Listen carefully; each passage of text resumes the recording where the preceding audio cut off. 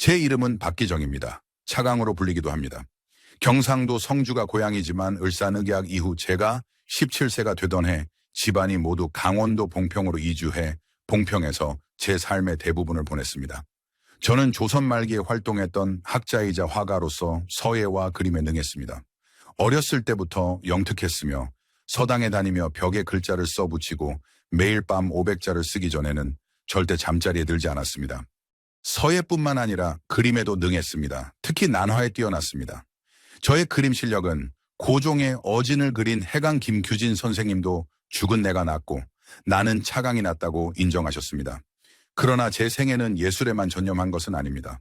일제 강점기 때 저는 우리나라 강산을 버릴 수 없어 의병 운동에도 참여했습니다. 평창과 영월, 정선에서 활동하던 유인석 장군과 함께 의병을 모집하고 김구 선생, 이승만 선생, 여운형 선생과 같은 독립운동가들과도 연락을 주고받으며 잃어버린 나라를 찾는 일에도 관심을 가졌습니다. 평생 출사하지 않고 작품에만 몰두했던 제 작품은 주로 강릉과 원주 지역에 많이 남아 있습니다. 하지만 저는 당시 일제가 주도하는 서화단체에 가입을 거부하고 독립적으로 활동했기 때문에 많은 사람들이 제 이름을 잘 모르고 강릉의 승려로 알려져 있습니다.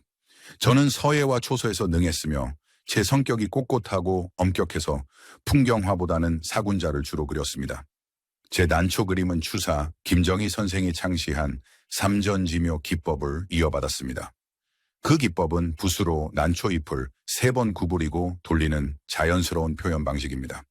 저는 원주와 강릉 지역에 많은 작품을 남겼고 특히 강릉 선교장과는 깊은 인연이 있습니다.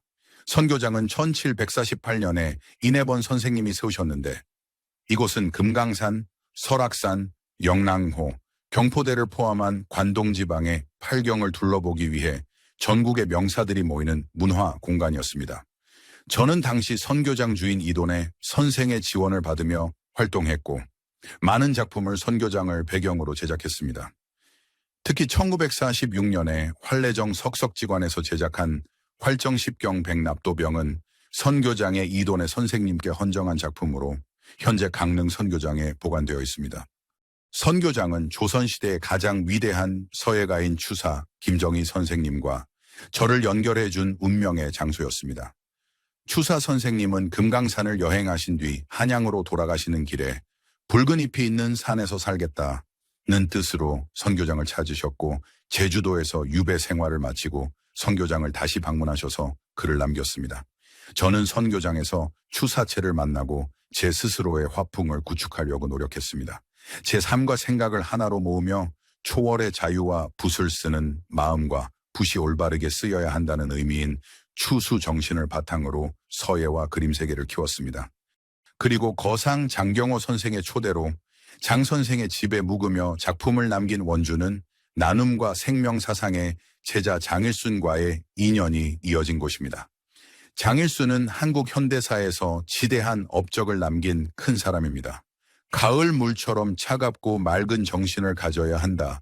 내 사상과 예술의 근간인 추수 정신의 가르침은 청강 장일순에 이르러 나눔과 생명 사상으로 열매를 맺었습니다. 추사 선생의 작품을 만난 강릉 선교장과 제자 장일순을 만난 원주는 제 인생과 예술에서 중요한 곳입니다. 저는 조선 말기부터 일제 강점기 동안 망국의 어려운 시기를 겪었습니다.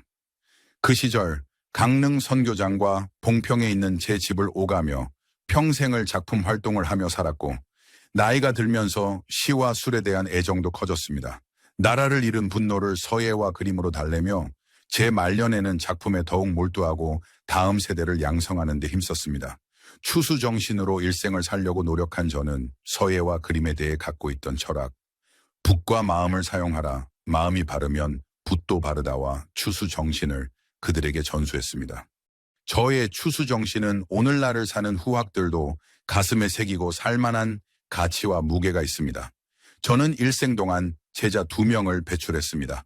청강 장일순과 화강 박영기입니다. 저와 제 2 제자를 사람들은 삼강이라 부릅니다.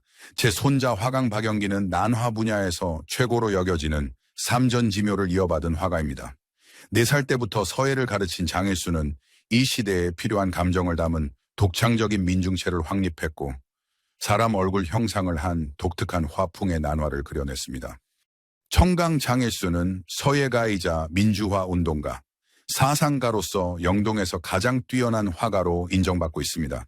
일제강점기 동안 일제에 굴하지 않고 나라를 잃은 하늘 녹은 난을 그리며 평생을 강원도를 벗어나지 않았습니다. 해방이 되었지만 사회적으로 혼란하던 1949년 세상을 떠나 봉평에 묻혔습니다. 제가 겪은 어려운 시기 동안 바른 정신을 유지한 것, 그리고 제가 남긴 서예와 그림 작품들이 나라와 민족을 사랑하는 저의 염원을 후세에 전하는 교훈이 되기를 바랍니다.